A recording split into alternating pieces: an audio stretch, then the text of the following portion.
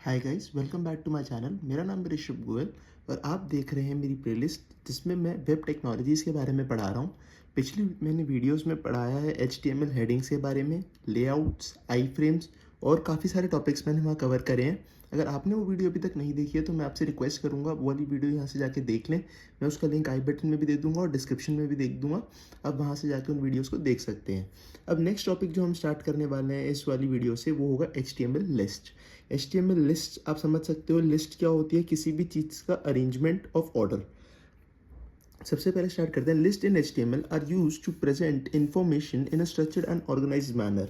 List हम किस लिए इस्तेमाल करते हैं? ताकि हमारा जो मैटर है उसको हम स्ट्रक्चर और ऑर्गेनाइज्ड वे में दिखा सकें। HTML list are use to specify the list of informations, मतलब किसी चीज़ की इन्फॉर्मेशन उसको हम लिस्ट में दिखा पाएँ। ऑल लिस्ट में कंटेन वन और मोर लिस्ट एलिमेंट्स। एक लिस्ट में एक या एक से ज़्यादा एलिमेंट्स हो सकते हैं।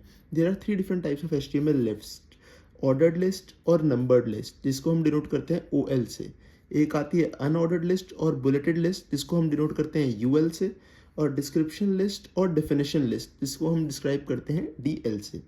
We can create a list inside another list which is termed as nested list.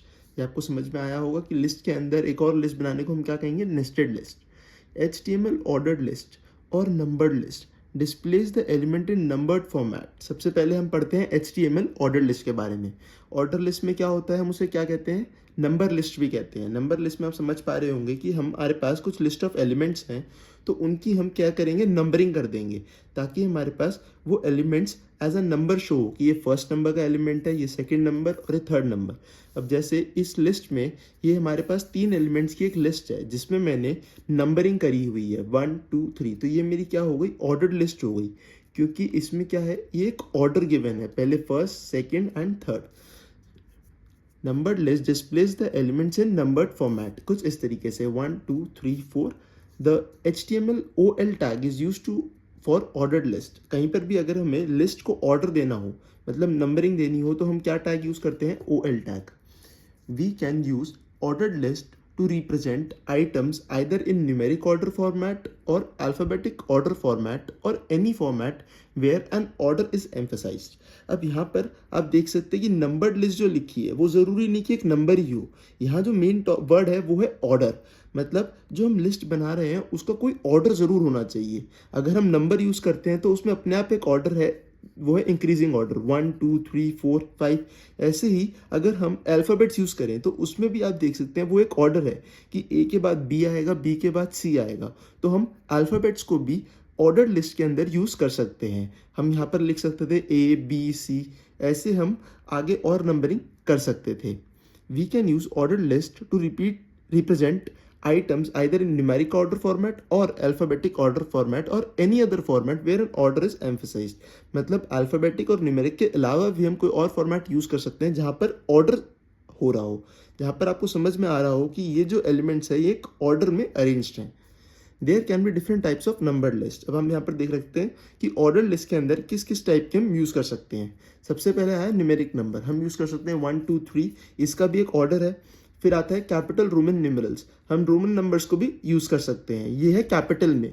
फिर हम स्मॉल रोमन न्यूमरल्स भी यूज़ कर सकते हैं जो है स्मॉल में।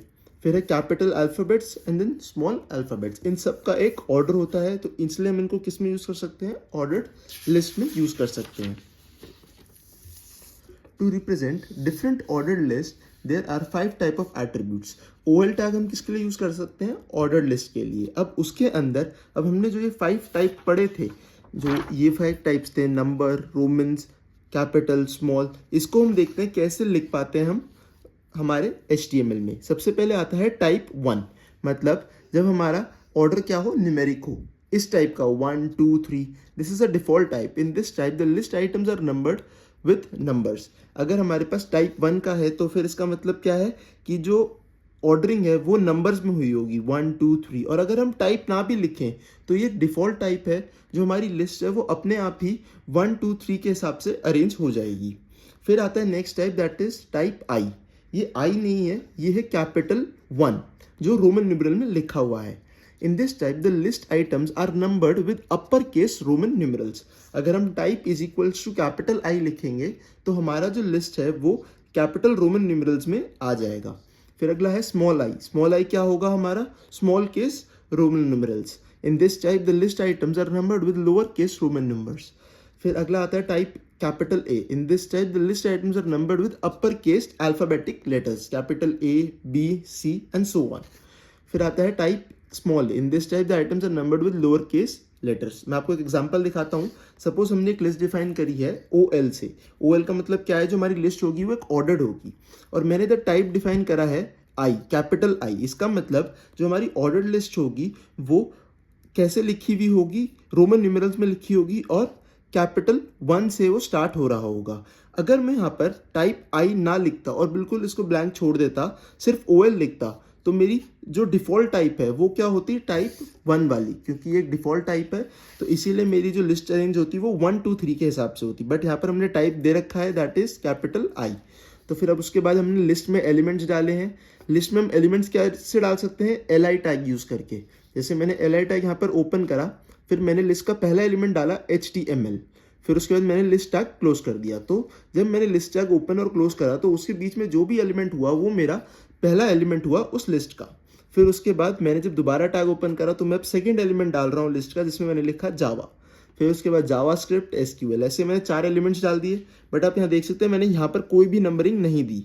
नंबरिंग हम कैसे दे पाएंगे, OL टैग के थ्रू, टाइप लिख के।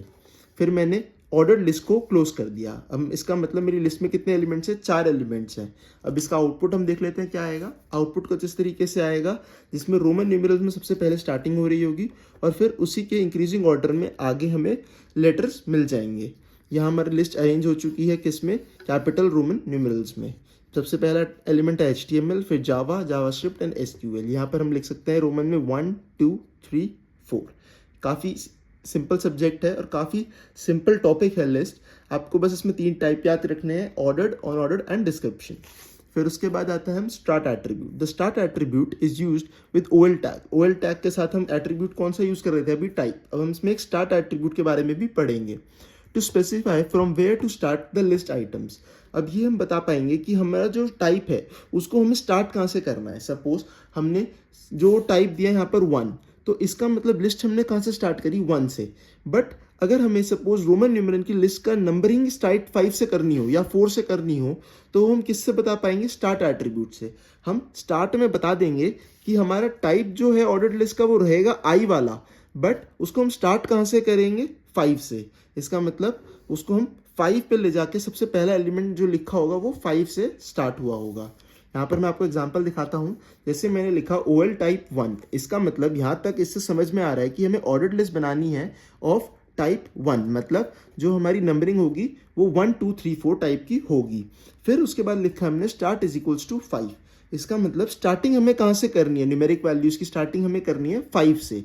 तो लिस्ट में अगर हम एलिमेंट्स डालेंगे तो हमारी लिस्ट में सबसे पहला एलिमेंट का नंबरिंग होगी 5, फिर उसके नेक्स्ट की होगी 6, और इसी तरीके से हम ऑर्डर में लिस्ट बना पाएंगे। It will show numeric value starting with 5। अब नेक्स्ट देख लेते हैं, अगर हम कैपिटल A लें टाइप को, तो हमें उसे स्टार्ट करना है 5 से। अब इधर हमने 5 ही लिखना होगा। हमें ऐसा नहीं है कि अगर हमें D से स्टार्ट करना है तो हम यहाँ पर D लिखेंगे, नहीं। हमें यहाँ पर जिस भी नंबर से स्टार्ट करना है, जैसे आप देख सकते हैं सपोज मेरे को यहाँ पर E से स्टार्ट करना था, तो मैंने स्टार्ट इज इक्वल्स टू 5 लिखा, क्योंकि E क्या है, मेरा 5th एलिमेंट है अल्फाबेटिक ऑर्डर में, तो इसीलिए यहाँ पर मैंने 5 लिखा।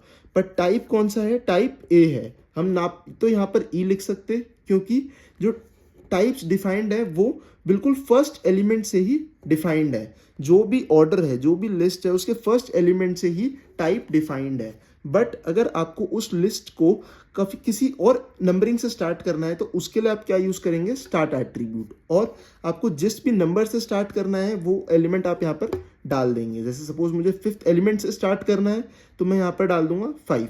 तो अब जो मेरी लिस्ट है वो E से स्टार्ट होगी, क्योंकि आप देख सकते हैं ABCDE। E मेरा क्या है, 5th एलिमेंट है अल्फाबेटिक ऑर्डर का, तो it will show capital alphabet starting with E, मतलब मेरी लिस्ट अब कैपिटल E से स्टार्ट होएगी। ऐसे ही सिमिलरली यहाँ पर है, स्मॉल a है और मैंने स्टार्ट 5 से करा है, इसका मतलब मेरी लिस्ट किससे स्टार्ट होगी, स्मॉल e से स्टार्ट होगी। ऐसे ही यहाँ Roman numeral capital I start 5, इसका मतलब मेरा जो लिस्ट है वो 5 से स्टार्ट होगा इन कैपिटल रोमन न्यूमेरल्स। आप यहाँ पर देख सकते हैं कैपिटल रोमन न्यूमेरल्स 5 से मेरी लिस्ट स्टार्ट होगी। ऐसे ही यहाँ पर स्मॉल i मीन्स कैपिटल मेरी स्मॉल 5 से लिस्ट स्टार्ट होगी। अब देखते हैं हम रिवर्स एट्रीब्यूट। आपको एट्रीब्यूट के नाम से ही समझ में आएगा कि उस एट्रीब्यूट का मतलब क्या है। स्टार्ट का मतलब कहाँ से हम स्टार्ट करना चाह रहे हैं। रिवर्स एट्रीब्यूट का मतलब हम लिस्ट को रिवर्स कर देंगे।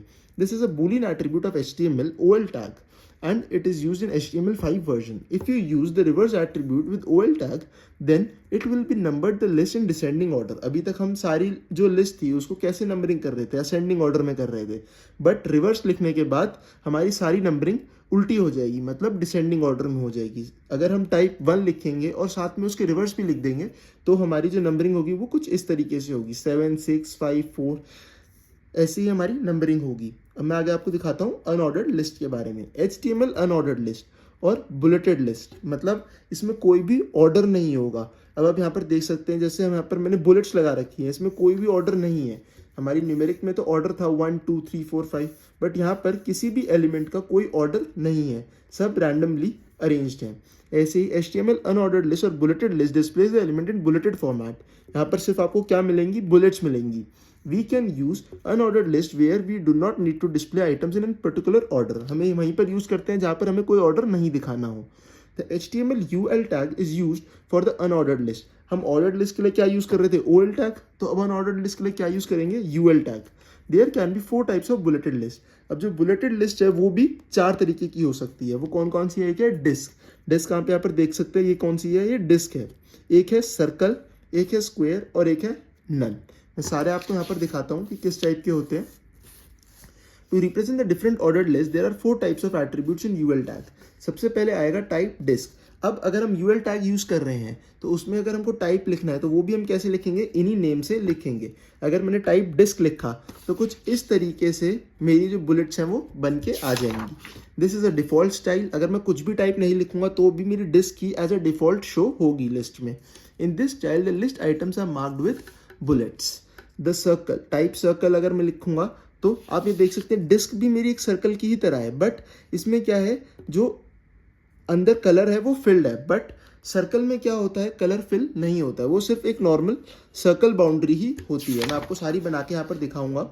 इन this style the list items are marked with circle. फिर आता है स्क्वायर, जो हमारा बुलेट का फॉर्म है वो स्क्वायर में बन जाएगा। In this style the list items are marked with squares. फिर आता है type none. In this style the list items are not marked, मतलब हमारा जो लिस्ट है उसमें कोई भी बुलेट्स नहीं होगी। फिर उसके बाद आया यहाँ पर एग्जाम्पल, जैसे UL type is equals to circle. अब मैंने यहाँ पर टाइप क्या कर दिया है, सर्कल कर दिया है। लिस्ट में मैंने एलिमेंट्स डाल दिए LI टैग यूज करके। यहाँ पर मैंने UL टैग यूज करा है क्योंकि ये लिस्ट क्या है, अनऑर्डर्ड लिस्ट है और उसका टाइप क्या है, सर्कल। यहाँ पर मैंने अनऑर्डर्ड लिस्ट क्लोज कर दी तो उसका आउटपुट देखते हैं। आउटपुट कुछ इस तरीके से आया। अब आप देख सकते हैं ये बुलेट्स कौन सी फॉर्म की है, सर्कल फॉर्म की। और डिस्क में आप देख सकते हैं यहाँ पर कलर फिल्ड है, बट सर्कल में यहाँ पर कलर फिल नहीं है। अगर हम इसी को स्क्वायर कर देंगे तो वो हमारा स्क्वायर हो जाएगा और नन में कोई भी बुलेट्स यहाँ पर फॉर्म नहीं होंगी। अगली हम जो लिस्ट देखते हैं वो होता है HTML डिस्क्रिप्शन लिस्ट और definition list. This is also a type of list style which is supported by HTML and XHTML. It is also known as definition list where entries are listed like a dictionary और encyclopedia. इसमें जो भी elements है वो किस तरीके से दिखाए जाते हैं, डिक्शनरी में। जैसे डिक्शनरी में एक वर्ड लिखा होता है, फिर उस वर्ड के नीचे उसका मीनिंग लिखा होता है, उसी तरीके से यहाँ पर डिस्क्रिप्शन लिस्ट काम करती है। डिस्क्रिप्शन लिस्ट में सबसे पहले हम 3 टैग के बारे में पढ़ लेते हैं। सबसे पहला टैग जो यूज होता है वो है DL tag, that defines the start of the list. जैसे हम लिस्ट में यहाँ पर यूज कर रहे थे UL OL, तो डिस्क्रिप्शन लिस्ट में क्या यूज होगा, DL टैग। फिर आता है DT tag, that defines a term. DT tag में क्या होता है कि जो भी उसकी मेन टर्म होती है उसे डिफाइन करते हैं। जैसे अगर हम डिक्शनरी में देखें तो डिक्शनरी में सबसे पहले हमारे पास एक वर्ड लिखा होता है और फिर उस वर्ड की डिस्क्रिप्शन होती है। लेकिन अगर उस वर्ड को हमें लिखना है तो उस वर्ड को हम कैसे लिखेंगे, DT टैग यूज करके। वो वर्ड हमारा क्या है, टर्म है। फिर आता है DD tag, that defines the term definition. मतलब उस वर्ड या उस टर्म की अगर हमें मीनिंग लिखना है या डेफिनेशन लिखना है उस डिक्शनरी में तो हम क्या यूज करेंगे, DD टैग। मैं आपको इसका एग्जांपल से समझाता हूँ। यहाँ पर आप देख सकते हैं हमने सबसे पहले टैग स्टार्ट करा DL, इसका मतलब हमने डेफिनेशन लिस्ट स्टार्ट करी और उसमें एलिमेंट डाला DT टैग के अंदर, दैट इज कॉफी। इसका मतलब हमारी मेन टर्म जो होगी यहाँ पर होगी कॉफी। और फिर हमने लिखा DD ब्लैक हॉट ड्रिंक। इसका मतलब उस कॉफी का हमने यहाँ पर डिस्क्रिप्शन लिखा है ब्लैक हॉट ड्रिंक। ऐसे हमने सेकंड वर्ड डाला मिल्क और उसका डिस्क्रिप्शन लिखा DD टैग के अंदर व्हाइट कोल्ड ड्रिंक। और हमने डिस्क्रिप्शन लिस्ट क्लोज कर दी। अब यहाँ पर देख सकते हैं, यहाँ पर हमने एक डिस्क्रिप्शन लिस्ट बनाई है। इसका आउटपुट आया है हमारे पास, पहला वर्ड था हमारा dt के साथ, दैट इज कॉफ़ी, और कॉफ़ी के अंदर जो डिस्क्रिप्शन थी उसकी आई ब्लैक हॉट ड्रिंक। ये हमारा टर्म हो गया और ये उस टर्म की डिस्क्रिप्शन हो गई। इसी तरीके से सेकेंड वर्ड आया मिल्क और उसकी डिस्क्रिप्शन आई वाइट कोल्ड मिल्क। तो यही था इस टॉपिक में, दैट इज लिस्ट। अब हम नेक्स्ट टॉपिक पढ़ेंगे which is table. HTML tables allows you to arrange data into rows and columns on a web page। अब टेबल्स तो जानते होंगे क्या है, आपने टेबल्स बनाई होगी कभी वर्ड में कभी पावर पॉइंट में। तो टेबल्स बिल्कुल वैसे ही वर्क करती है। हमें बस डेटा को अरेंज करना होता है रोज और कॉलम्स में, उसे हम क्या कहते हैं, एक table. Making it easy to display the information like schedule, statistics और other structured data in a clear format. An HTML table is created using table tag. अब इसमें हम क्या यूज करते हैं, table tag. Basic HTML table structure. An HTML table is created using the table tag inside which table we use। अब table tag के अंदर हम 3 टैग यूज करते हैं, वो है TR, TH और TD। अब देख लेते हैं ये कैसे डिफरेंटली वर्क करते हैं। TR का मतलब होता है टेबल रो, इसको आप ऐसे भी याद रख सकते हैं। TR का मतलब होता है टेबल रो, तो इसका मतलब है हमें रो डिफाइन करनी हो तो हम क्या यूज करते हैं, TR tag. Represents a row within the table, table के अंदर रो को रिप्रेजेंट करने के लिए हम यूज करेंगे TR टैग। ऐसे ही आता है TH, that is table header, represents the header cells in the table। TD that represents the regular data cell within the table। TD का मतलब हो गया table description। Each TR represents a row, within each row TH और TD tag represents the cell in that row। उस रो के अंदर क्या information होगी वो TH और TD tag डिफाइन करता है। Which can contain text, images, list और even other tables।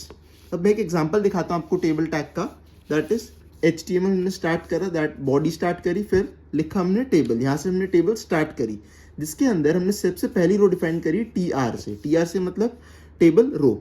उसके अंदर हमने एक heading the first name. TH tag से हमने क्या हेडिंग दी, फर्स्ट नेम। फिर एक और हेडिंग दी लास्ट नेम और अगली हेडिंग दी एज।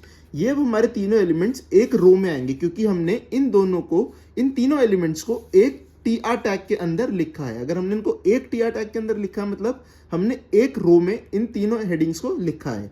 अब नेक्स्ट रो में हम लिखेंगे TD, मतलब उस टेबल के अंदर आने वाली description, that is Priya, Sharma and 24।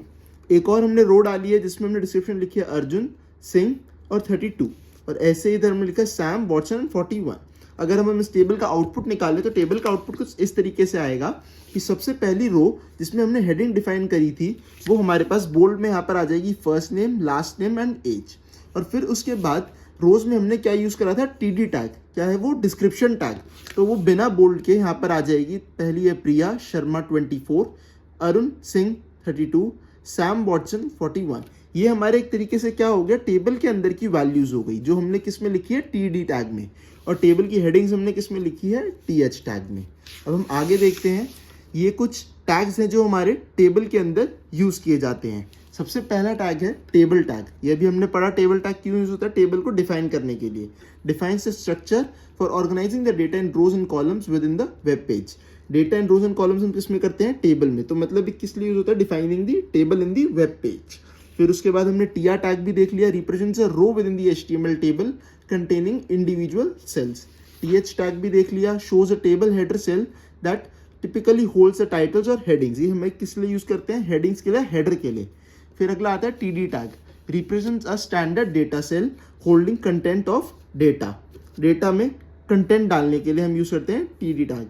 अगला आता है कैप्शन। कैप्शन आप समझ सकते हैं किसी भी टेबल की डिस्क्रिप्शन, जैसे हम कोई फोटो डालते हैं इंस्टाग्राम पे, फिर उसके नीचे कैप्शन देते हैं ताकि हम उस फोटो को डिफाइन कर सकें। उसी तरीके से यहाँ पर हम यूज करते हैं टेबल के अंदर कैप्शन, ताकि हम उस टेबल को डिफाइन कर सकें। प्रोवाइड्स अ टाइटल और description for the entire table. उस टेबल को समझाने के लिए या फिर उस टेबल के डिस्क्रिप्शन देने के लिए हम क्या यूज करते हैं, कैप्शन टैग। मैं इसके एग्जाम्पल्स भी आपको दिखाऊंगा। फिर हम यूज करते हैं टी हेड। टी हेड हम इसलिए यूज करते हैं ताकि हमारी जो हेडिंग्स है उसको हम एक ग्रुप करके एक ही साथ लिख सकें। जैसे T head tag similar work करता है TH टैग के हेडिंग्स लिखने के, बट हेडिंग्स यहाँ पर हम क्या लिखते हैं, सेपरेटली लिखते हैं, किसमें, TR के फॉर्म में। बट टी हेड में हम इन सारी जो हेडिंग्स को लिखते हैं उसको हम एक ग्रुप में डिफाइन कर सकते हैं, ताकि अगर हमें उन हेडिंग्स पे इकट्ठे कोई भी ऑपरेशन परफॉर्म करना हो तो हम डायरेक्टली एक ही बार परफॉर्म कर पाएंगे। Defines the header section of the table often containing column labels। जो भी हमारी टेबल के कॉलम्स होते हैं उसकी लेबल्स को हम क्या कहते हैं, जैसे हमारी कॉलम्स हैं उनके लेबल्स को हम क्या कहेंगे, header section of the table. फिर अगला आता है T body which is represent the main content area of the table separating it from the header और फुटर। जैसे अगर हमने इसको एक टी हेड बना दिया तो ये वाला हमारा कंटेंट क्या है, बॉडी टैग, इसको हम लिखते हैं टी बॉडी में। अब इन सब कंटेंट को ग्रुप करने के लिए हमने क्या यूज करा, टी बॉडी। फिर आता है T foot, specifies the footer section of the table typically holding the summaries और टोटल्स। जैसे सपोज हमारी टेबल्स में आखिरी में हम कुछ समरीज लिखते या फिर यहाँ पर हमारे पास कुछ वैल्यू का टोटल आ रहा होता तो हम उसको एज ए डिफाइन कर सकते थे फुटर, तो उसलिए हम उसकी क्या यूज करते हैं, टी फुट। फिर अगला आता है col, defines the attributes for table columns that can be applied to multiple column simultaneously. Column define करता है हर एक टेबल के कॉलम को, अगर हमें उस टेबल के कॉलम में कुछ ऑपरेशंस परफॉर्म करनी है तो हम कैसे यूज करेंगे, कॉल टैग को यूज करके। फिर आता है कॉल ग्रुप, कॉल ग्रुप से हमें समझ में आ रहा है कई सारे कॉलम्स को अगर हम ग्रुप कर दें तो उसमें हम क्या यूज करेंगे, कॉल ग्रुप, ताकि हम उन सारे ग्रुप्स पे इकट्ठे कोई ऑपरेशन परफॉर्म कर सकें। जैसे सपोज हमें उस ग्रुप के पीछे कोई कलर, बैकग्राउंड कलर डालना हो, उसका फॉन्ट चेंज करना हो तो हम क्या यूज करेंगे, कॉल ग्रुप। तो उससे क्या ईजी होगा कि मल्टीपल कॉलम्स के लिए हम एक ही बारी में ट्रांसफॉर्मेशंस परफॉर्म कर सकेंगे। Group together a set of columns, मतलब कई सारे कॉलम्स को ग्रुप करने के लिए हम यूज करते हैं col group in a table to which you can apply formatting और प्रॉपर्टीज कलेक्टिवली। सभी कॉलम्स के लिए हम एक ही बारी में प्रॉपर्टीज और फॉर्मेटिंग यूज कर पाएं। अब मैं आपको इनके एग्जाम्पल दिखाता हूँ। अब सबसे पहला एग्जाम्पल जो हम देखते हैं वो देखते हैं कैप्शन का। कैप्शन के एग्जाम्पल में आप देख सकते हैं यहाँ पर हमने टेबल स्टार्ट करी है और कैप्शन टैग में हमने लिखा है मंथली सेविंग्स।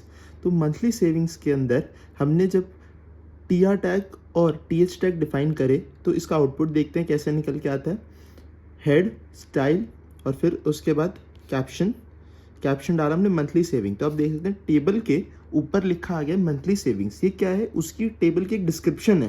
जैसे आप यहाँ पर देख सकते हैं यहाँ पर मंथ है और सेविंग्स है, तो उसकी डिस्क्रिप्शन के लिए मैंने टेक्स्ट लिखा मंथली सेविंग्स, तो उसमें मैंने कैप्शन में डाल दिया मंथली सेविंग्स, तो वो ऊपर एज अ डिस्क्रिप्शन टेबल का आ गया। अब नेक्स्ट हम देखते हैं एग्जाम्पल, वो है टी हेड का। अब टी हेड का एग्जाम्पल में हमने जो हेडर है उसको एक सिंगल एलिमेंट में डाल दिया, दैट इज टी हेड। हमने हेडिंग को ग्रुप कर दिया, बस इसके अलावा उसमें कोई और चेंजेस नहीं आते। अब अगर हमें हेडिंग्स को चेंज करना हो, सपोज उसका कलर चेंज करना हो, उसका टेक्स्ट चेंज करना हो, तो हम टी हेड टैग के अंदर स्टाइल कर सकते हैं ताकि जो भी हमारे हेडिंग हो टी हेड के अंदर वो सारी चेंज हो जाए। जैसे यहाँ पर आप देख सकते हैं मैंने यहाँ पर टेबल टी एच और टी डी का बॉर्डर कर दिया है 1 पिक्सल सॉलिड ब्लैक। यहाँ पर आप देख सकते हैं ये 1 पिक्सल सॉलिड ब्लैक। फिर मैंने टेबल के अंदर डिफाइन करा टी हेड। अगर मैं टी हेड ना डिफाइन करता, डायरेक्ट टी आर लिखता, तो आप आपने यहाँ वाले एग्जाम्पल में देखा होगा यहाँ पर डायरेक्टली क्या आता है, first name, last name, age. Output में कोई भी चेंजेस नहीं आते, बस जो भी चेंजेस आते हैं वो बैक एंड पे आते हैं उसको डिफाइन करने के लिए। हमने मंथली और सेविंग्स को एक हेडिंग में डाल दिया, दैट इज टी हेड। हमने इन दोनों हेडिंग्स को ग्रुप कर दिया टी हेड के अंदर। ऐसे ही नेक्स्ट एग्जांपल हम देखते हैं टी बॉडी। टी बॉडी में हमने क्या है, जो भी हमारी बॉडी थी, दैट इज जनवरी $100, फरवरी $80, हमने इन दोनों को क्या कर दिया, एक बॉडी के अंदर ग्रुप कर दिया, that is T body. T body के अंदर हमने लिख दिया हमारा data T R T D January and T R T D February. तो अब हम इन दोनों को ग्रुप करके किस में डाल दिया, टी बॉडी में। ऐसे ही हमने अब एक फुटर बना दिया, दैट इज इनका सम है $180। इसको मैंने किससे डिफाइन कर दिया, टी फुट से, मतलब ये मेरी टेबल का क्या है, फुटर है। T foot T R T D sum $180 $180। बस ये जो टी हेड टी फुट है ये हमारे किसके लिए यूज होता है, ग्रुपिंग के लिए, ताकि हमें अगर कोई भी इन वाले टेक्स्ट में चेंजेस करना हो, स्टाइलिंग करनी हो, फॉर्मेटिंग करनी हो, तो हम डायरेक्टली एक सिंगल टैग के अंदर कर सके और वो बाकी अंदर जो भी उसके एलिमेंट्स है उस पर डायरेक्टली अप्लाई हो जाए। ऐसे ही यूज आता है कॉलम और कॉलम ग्रुप। अगर आप चाहो तो मैं आपको उसका एग्जाम्पल भी दिखा सकता हूँ। यहाँ पर मैं आपको एग्जाम्पल दिखाता हूँ कॉल का।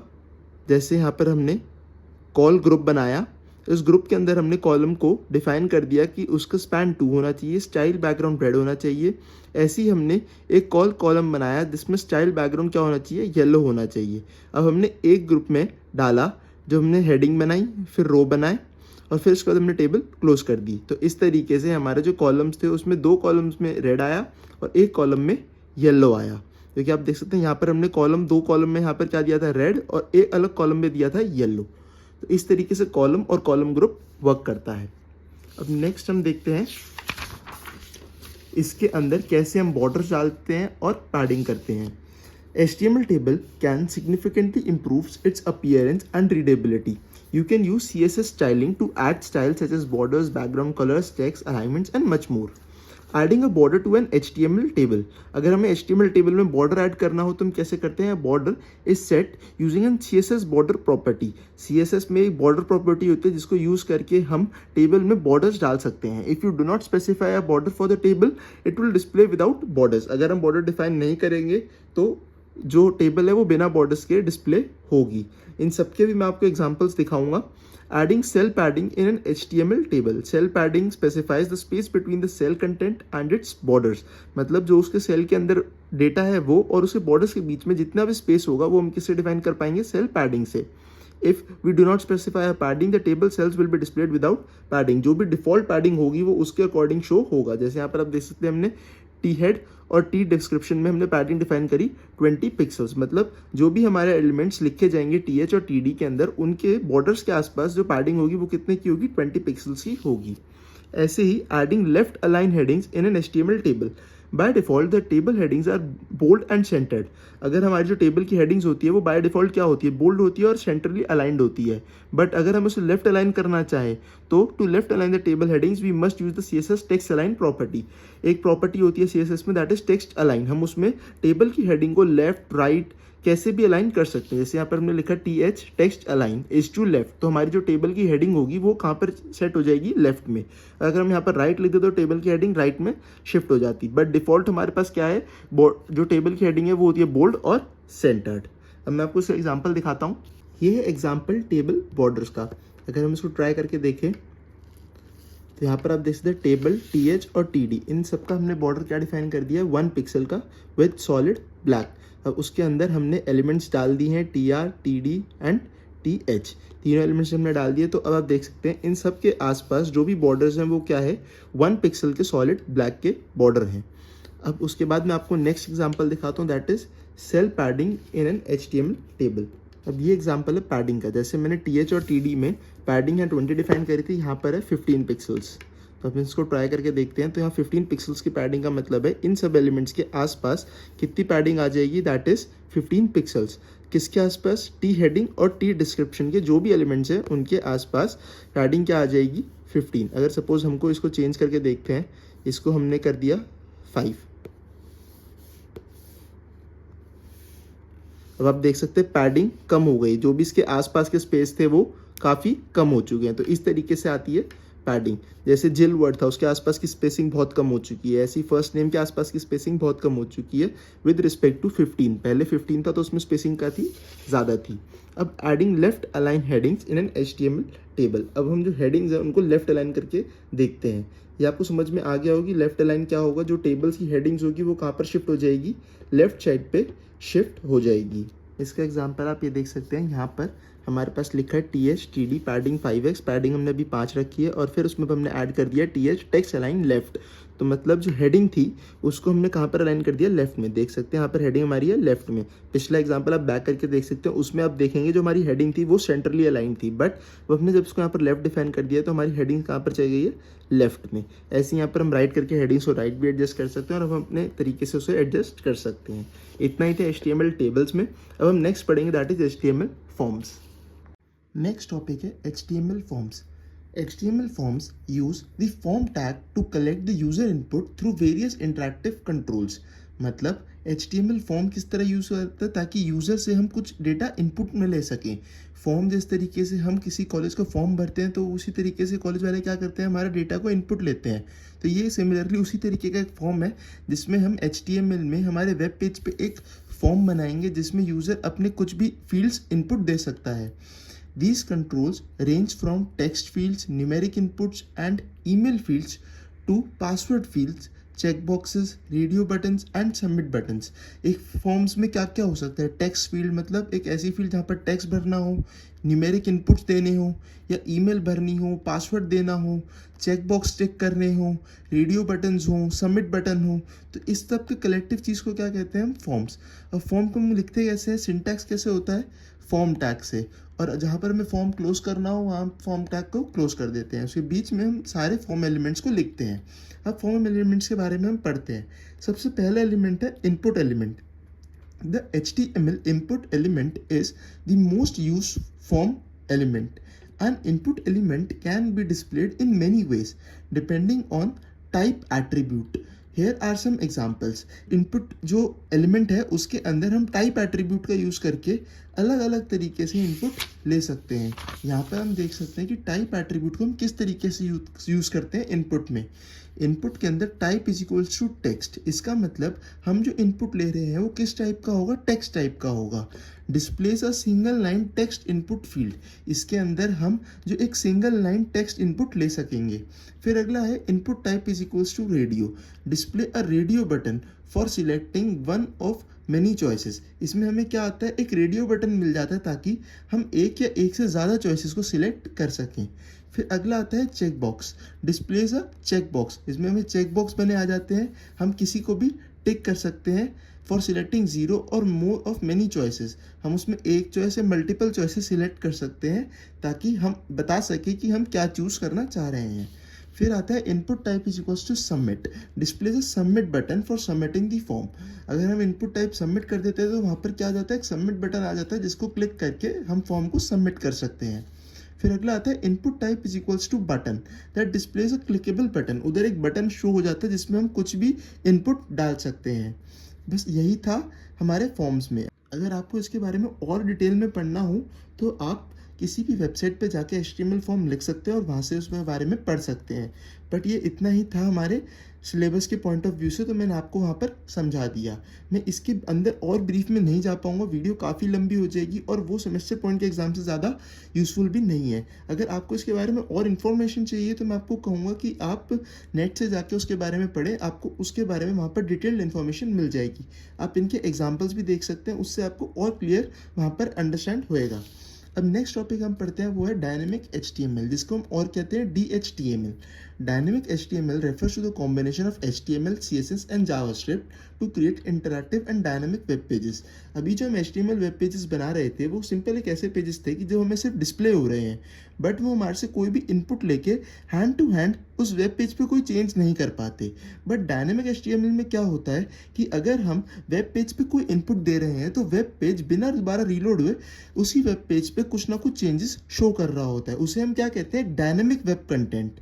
मतलब वो कंटेंट हमारे साथ काफ़ी इंटरैक्टिव है, हम उसको जो भी इंफॉर्मेशन देते हैं हम उसके हिसाब से वो अपने आप को चेंज करता है। इसीलिए हम यहाँ पर लिखते हैं कि dynamic HTML is a combination of HTML, CSS, JavaScript to create interactive, ताकि वो हमसे बात कर सके, एंड डायनेमिक वेब कंटेंट।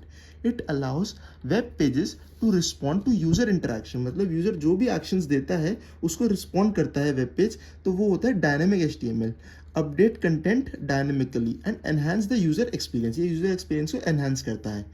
सबसे पहले जो पार्ट आता है डायनेमिक HTML में वो होता है HTML। HTML के बारे में आपको मैंने पहले बताया था, वो क्या होता है, that stands for hyper text markup language and it is a client side markup. मतलब हम जो भी यूज़ करते हैं, जो भी हम इसमें वर्किंग करते हैं वो सारी क्लाइंट साइड करते हैं।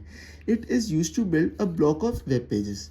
फिर आता है JavaScript. JavaScript is a programming language use to create dynamic content for websites. अब जावास्क्रिप्ट हमारे यहाँ पर मेन यूज होता है किसके लिए, डायनेमिक कंटेंट्स बनाने के लिए।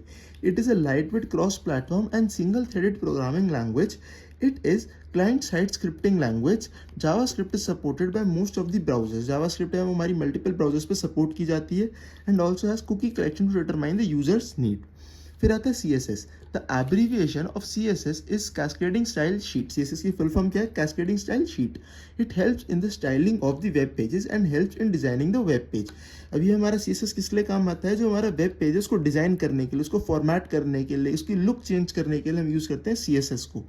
The CSS rules for DHTML will be modified at different levels using JS with event handlers, which adds a significant amount of dynamism with very little code. CSS के साथ हम क्या यूज़ करते हैं, JS use करते हैं ताकि हम उसमें डायनामिज्म डाल सकें। इसका मतलब हम उसको काफ़ी इंटरेक्टिव बना सकें और हमारा कंटेंट डायनेमिकली चेंज हो सके। तो ये था DHTML के बारे में। अब DHTML में एक और चीज़ होती है जिसके बारे में हम आगे डिटेल में पढ़ेंगे, वो होता है DOM। It is also known as document object model. which is a programming interface that represents the structure of a web page in a way that programming language like JavaScript can understand and manipulate. Document object model क्या होता है? ये हमारा एक programming interface है जो हमारे web page के स्ट्रक्चर को इस तरीके से शो करता है way that programming languages like JavaScript can understand, ताकि जो हमारी जावास्क्रिप्ट लैंग्वेज है वो उसे समझ सके। DHTML में 3 मेन टाइप होते हैं, that is CSS, DOM and client side scripting.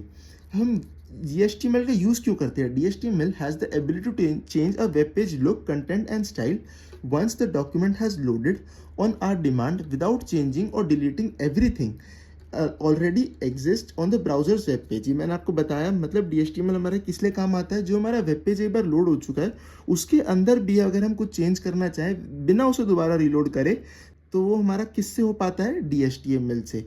उसके पास ये एबिलिटी है ताकि वो वेब पेज के लुक, कंटेंट और स्टाइल को दोबारा लोड कर सके, दोबारा चेंज कर सके बिना किसी चीज़ को डिलीट करे and already existing on the browsers web page, मतलब ब्राउजर के वेब पेज पे ही शो करके। DHTML can change the content of a web page on demand with the browser having to erase everything else। DHTML can change the content, वो content को change कर सकता है web page के on demand, जो हमारी demand पे अगर हम कहें तो, without the browser having to erase everything else. Browser और भी कुछ उस वाले डेटा पे बिना चेंज करे उसके अंदर चेंजेस कर सकता है। वो हमारा जो डेटा है उसको बिना पूरे को इरेज करे, बिना उस पूरे को इरेज करके दोबारा लोड करके बजाय सिर्फ उसी कंटेंट में चेंजेस कर सकता है। That is being able to alter changes on a web page even after the document has completely loaded. मतलब अगर हमारा डॉक्यूमेंट एक बार लोड हो चुका है उसके बावजूद भी अगर हम उस पर कुछ चेंजेस करना चाहते हैं बिना उसे दोबारा रीलोड करें तो वो हम कैसे यूज़ कर पाते हैं? DHTML से। बेसिक यही एक डेफिनेशन है DHTML की। अब हम उसके एडवांटेजेस देख लेते हैं। Size of files are compact as compare to other interactional media like flash or shockwave and its downloads faster. एक सिंपल सा एडवांटेज है कि जो DHTML की फाइल्स होती हैं वो छोटी होती हैं और अदर दैन फ्लैश, शॉकवेव और जो है वो डाउनलोड भी जल्दी होती है। It is supported by big browser manufacturers like Microsoft and Netscape. Highly flexible and easy to make changes. Viewers requires no extra plugins for browsing through the web pages that uses DHTML। They do not need any extra requirements or special software to view it। मतलब जो देख रहा है, जो web page को देख रहा है, उसको कोई एक्स्ट्रा प्लगइन की ज़रूरत नहीं है ब्राउजिंग करने के लिए। वो जो भी नॉर्मल ब्राउज़र पे यूज़ कर रहा है उसी पे DHTML को यूज़ कर सकता है। They do not need any extra requirements or special software to view it. User time is saved by sending less number of request to the server. अब यह जानते हैं कि जब अगर हमारा जो डेटा है वो दोबारा लोड ही नहीं हो रहा है तो इसका मतलब हम सर्वर को दोबारा रिक्वेस्ट नहीं भेजते हैं, तो यूज़र का टाइम बचता है। कैसे? सर्वर को कम रिक्वेस्ट करके वो डायरेक्ट जो हमारा वेब पेज है उसी में चेंजेस कर रहा होता है बिना सर्वर से इंटरेक्ट करे। As it is possible to modify and replace elements even after the page is loaded. मतलब पेज लोड हो चुका है उसके बावजूद भी हम उसमें मॉडिफाई और रिप्लेसमेंट एलिमेंट्स कर पा रहे हैं। It is not required to create separate pages for changing the style which in turn saves time in building pages and also reduces the number of request that are sent to the server. मतलब हमें और नए web pages और नए separate pages बनाने की ज़रूरत नहीं होती। अगर हमें स्टाइल चेंज करना है हम स्टाइल डायरेक्टली उसी में चेंज कर सकते हैं, उसी वेब पेज पे चेंज कर सकते हैं, जो हमारा टाइम बचाता है। And also reduces the number of request that is sent to the server. It is more advance functionality than an static HTML। मतलब स्टैटिक HTML क्या है? जिसमें हमारे पास वेब पेज डायनामिकली इंटरेक्ट ना हो, तो ये क्या है? उससे एडवांस वर्जन है। It is capable of holding more content on the web page at the same time. ये कुछ इसके 6 टाइप ऑफ एडवांटेजेस हैं। आप इनको समझकर एक एक सिंपल पॉइंट याद करके एग्जाम्स में लिख सकते हैं। अब इसके कुछ डिसएडवांटेजेस हैं, उसके बारे में भी पढ़ लेते हैं। It is not supported by all the browsers. Her browser पे सपोर्ट नहीं किया जाता। Learning of DHTML requires a lot of prerequisite languages such as HTML, CSS, JS, etc. should be known to the designer before starting with the DHTML, which is a long and time consuming in itself। अब आप देख सकते हैं DHTML हमारा क्या क्या consist करता था? HTML, CSS, JavaScript, JS। तो एक डिज़ाइनर जो DHTML लिख रहा है उसको ये काफ़ी ज़्यादा नॉलेज होनी चाहिए HTML, CSS और JS की, जो काफ़ी टाइम कंज्यूमिंग है और काफ़ी लॉन्ग प्रोसेस है।